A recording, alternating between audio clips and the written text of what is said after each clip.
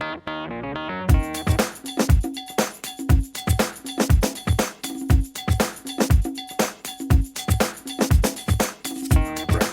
Kohler Company, we did it for 20 years. Wow.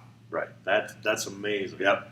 So we were a standard fixture for many divisions at Kohler to do that all the time. That's incredible stuff. Yeah. Mm-hmm. Did not realize you did all this stuff. Yeah, it was great. That's incredible. Some of the companies, we even had mascot puppets, specially made just for the company, and those mascot puppets would show up at personal appearances like some of these meetings.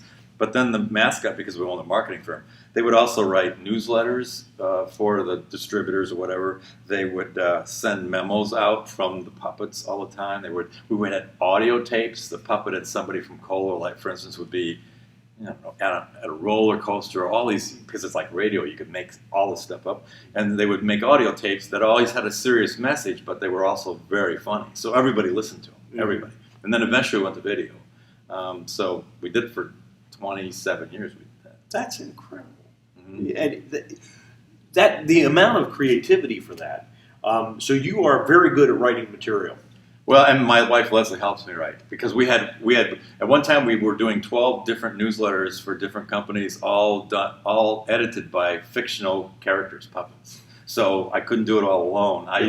So Leslie helps. She's been a big help. And by the way, I just donated a lot of that stuff to the museum. Oh, great! All newsletters and all this old stuff that, like somebody said, "What did you clean out your attic?" And we dumped it at the museum. Exactly. I wonder if I could take a bunch of my stuff.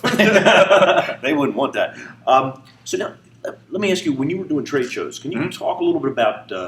Were you doing product-related material, or were you on a stage? Were you just standing in the booth? Right. I never did a stage. Sometimes I mean, you get to know everybody else who does the trade shows, like magicians and such, and because you're at the same trade show, you have lunch together and you can talk about it. So a lot of the other people, entertainers I knew, they had ongoing scripts that they would do it on stage like once every half hour or something.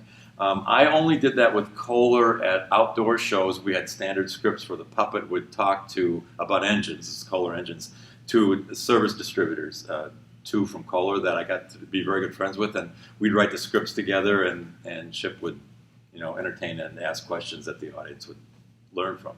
So we did do scripts, and we had stage for that. But most of the time, the puppet was just a crowd builder. We would talk a little bit about the crowd, but mainly it was shtick to get a big crowd, and then we would talk a little bit about the product, and then we would talk to individuals in front of us, try to qualify them, and if they were a potential buyer, then a salesperson would go start talking to them. So the longer I did it, the less I actually had scripts. The more we were there just to say, hey, you, come over here and talk to the puppet or whatever. So it gets to be a long day. Oh, I can imagine. Because a lot of times there are no people. The aisle's just empty, so you're looking around. You literally are talking to yourself. Oh, man. So then we would hone little manipulation things.